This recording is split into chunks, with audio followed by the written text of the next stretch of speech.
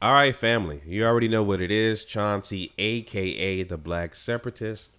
Right back at you once again with another GMOG Media TV Spotlight. Hope you guys had a great weekend, great Labor Day weekend.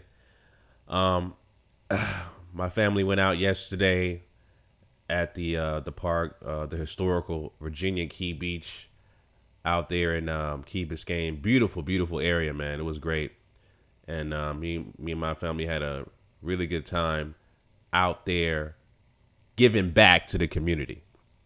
So no, I wasn't out there celebrating Labor Day. I know, the history of Labor Day and the atrocities that had to be dealt with regarding our ancestors, right? Because obviously, white supremacy benefited from slavery amongst our ancestors, people classified as Black or African American, right?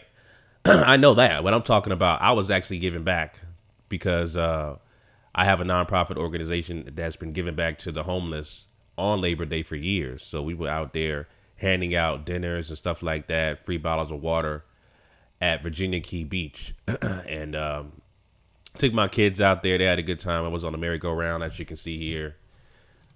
My big ass on the merry-go-round. You know what I'm saying? There go my son right there. My other son.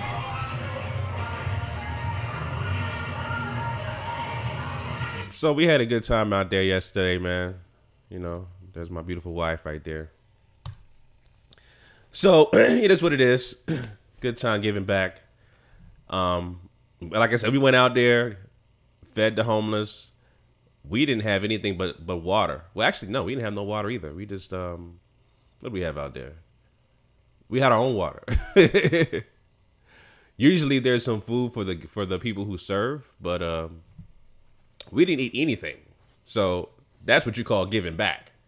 That's literally giving back. We went out there giving back, and we didn't eat nothing.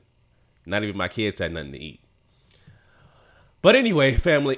So I want to talk about, and people were messaging me about this topic with Lonzo Ball.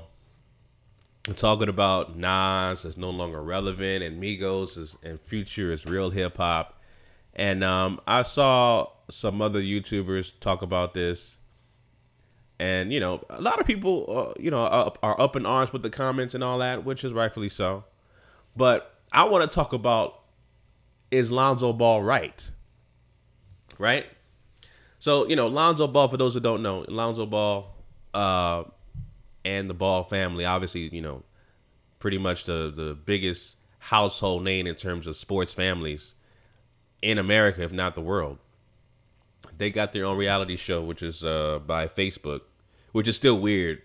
I'm used to watching reality shows on like VH1 or those kind of channels on network television channels, but it's a little bit different on Facebook.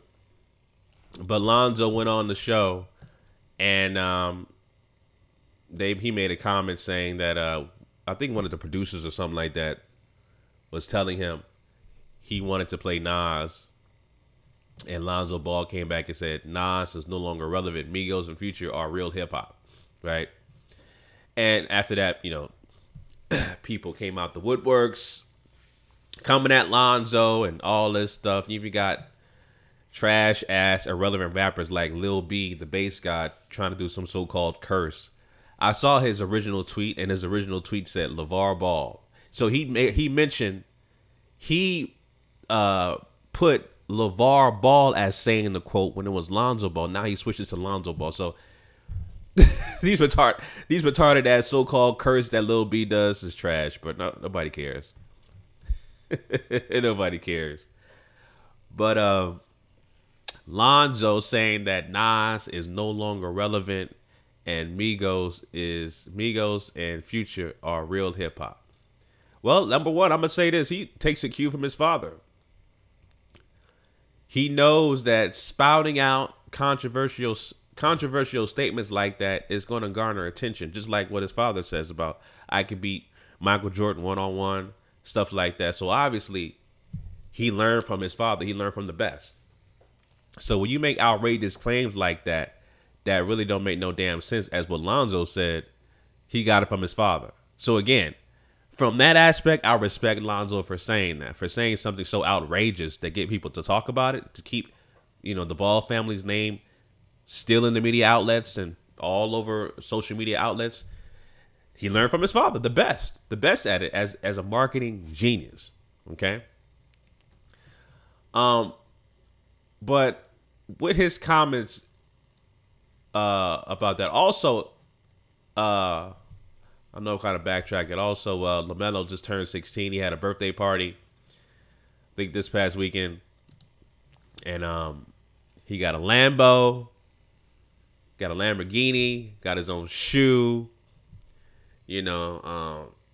LeVar's talking about, well, I don't care about his NCAA eligibility. We'll worry about that when it get there, right? And people talking about he's not going to play college basketball, yada yada yada, stuff like that. I should do a separate video about that, whether or not LaMelo is impacted regarding having his own shoe, which I really don't think he is impacting his status at all, because there's been other people not having his own shoe, but actually making money prior to being in college or during college without any problem.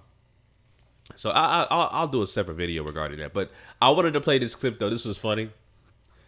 LeVar Ball was on stage at LaMelo Ball's birthday party poking fun at what Lonzo Ball said about Nas. Let me play this clip real quick. Here you go. Nobody's listening to Nas no more. Well, I am. Well, like I said, man. So he was poking fun at his son. Nobody listens to Nas no more. Wrong. I am. That's funny. That's funny. So, with stuff like that, like I said, Lonzo learned from his father to say outrageous things to get people to talk about it, and it's working. It's working. Right. But getting deeper into this Nas no longer being relevant thing. Okay. And, this is coming from a person with kids. I have 3 boys, an 8-year-old soon turning 9, a 6, and a 4-year-old. Okay. They listen to music and they don't listen to Nas. Now, as far as me, anybody who knows me, I consider myself a hip hop purist. I will pride myself on listening to a lot of artists before they blow up. Like when Kendrick Lamar first came out. Huge fan of Section 80. Huge fan of his work before, even before Section 80, his mixtapes and stuff like that, before he really became mainstream. I knew about him. You know what I'm saying? So a lot of my favorite rappers, and I don't have like a top 10 in any order, but I can name a few rappers and stuff like that. A lot of my favorite rappers are unknown to the mainstream world. They're independent artists and stuff like that. So, for instance, like some of my favorite rappers are, and I talked about him before, Soul Father Rascal from the Bay Area. He's like in my top 5. Godfather Don from New York. Yeah, I'm pretty sure some of y'all may have heard of him, some of y'all may not. Cool Keith from New York. Old school rapper, man. He's still doing music, but like one of my favorite rappers, man. Cool Keith. Chino XL. Some of y'all may have heard of him through probably Tupac. But Chino XL is one of my favorites to do it. Let me see who else. Oh, not really a solo act, but a group. Who else? Let me see here. I'm trying to think of somebody else off the top of my head real quick.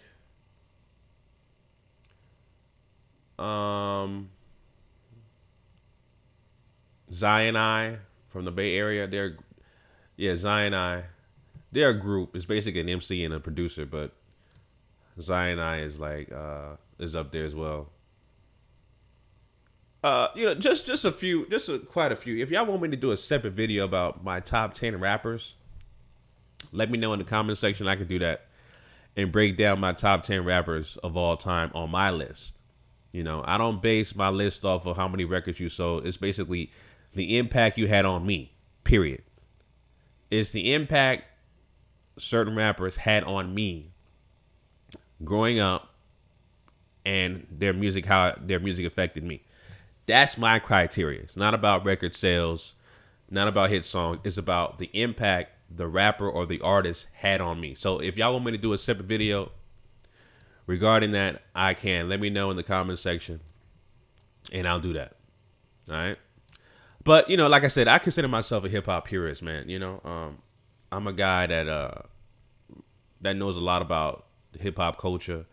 I used to back in the day, make these mixtapes online, or actually mix CDs rather. And I used to get them from undergroundhiphop.com. And they used to come out with some dope material from undergroundhiphop.com, and I would get their music and stuff. And that was when, remember that program called Real Audio? It was a streaming software, but it was called Real Audio, right?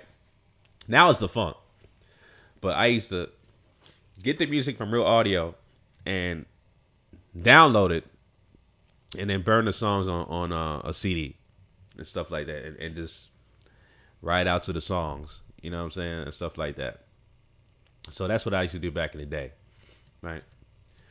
But going back to what I was saying about Nas, excuse me, Nas no longer being relevant. It really depends on who you ask.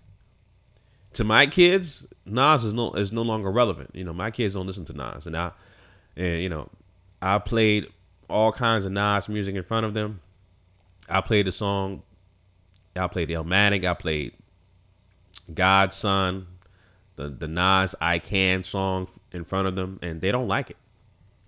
They don't like it. It's mainly due to the social engineering of the production of these beats that's coming out right now. The trap beats that's out right now. The kids listen to the beats first before the lyrics. And I'm a guy that is just a proud person about lyrics. Lyrics are my number one thing. Lyricism, metaphors, similes, punchlines. That's why, I'm still like a huge battle rap fan. I love battle rap. You know what I'm saying? But, talking about lyricism and things of that nature, that's my bread and butter. But kids don't listen to pretty much lyrics first. They listen to the beats and then the hooks and stuff like that. And my kids are the same way. So my kids, they don't listen to Nas. And yes, they do listen to Migos and Future. So if you ask that demographic, Lonzo Ball's demographic, the 19-year-olds and younger, the majority of those kids are not listening to Nas, and they're listening to Migos and Future. It's real. They are. With today's technology, my oldest son, he will go on YouTube, search for a particular song, and listen to it. Right? He knows about Future's song, that dumbass song with the flute. I forget the name of it. Y'all know who I'm talking about. Loves the beat. Matter of fact, he'll listen to the instrumental in the car while I was picking him up from school. He'll go on my phone and play the song through my truck and listen to the instrumental, right? Because it's about the beats. It's about the production in today's, society. Same thing with Migos. They listen to Migos as well, right? So again, it depends on what demographic you're asking. Is Migos and Future real hip hop? It depends on the demographic. For me, hell to the nah. Migos and Future.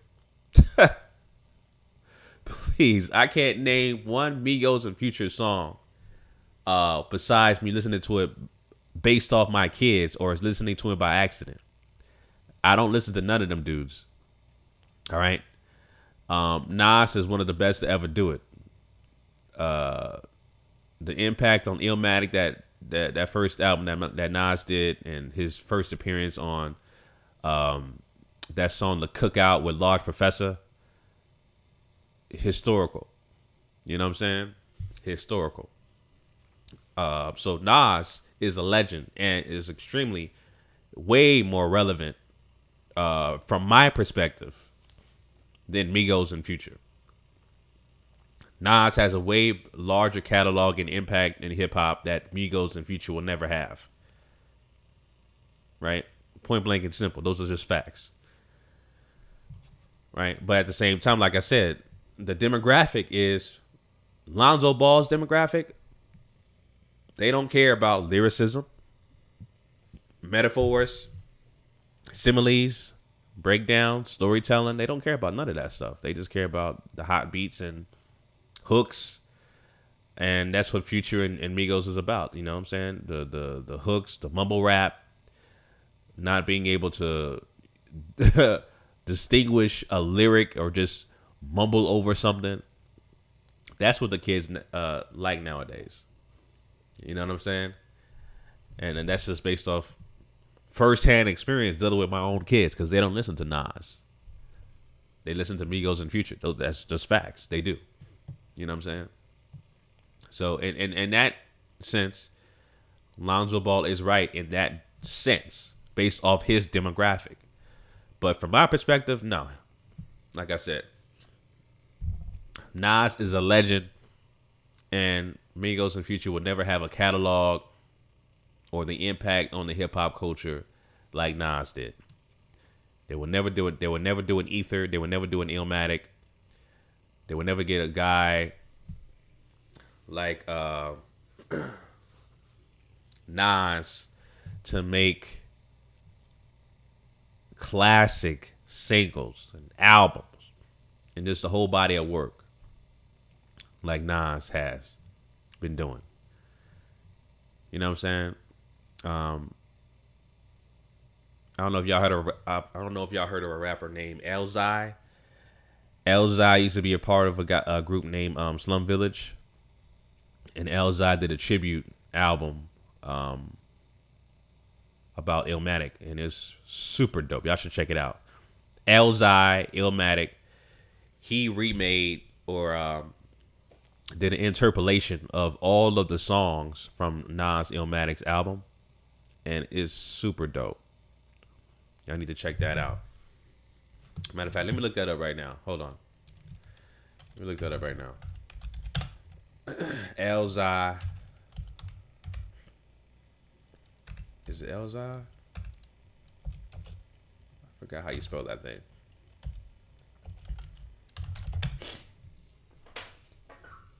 Okay, my bad. It's Elzai H.I. Here it is.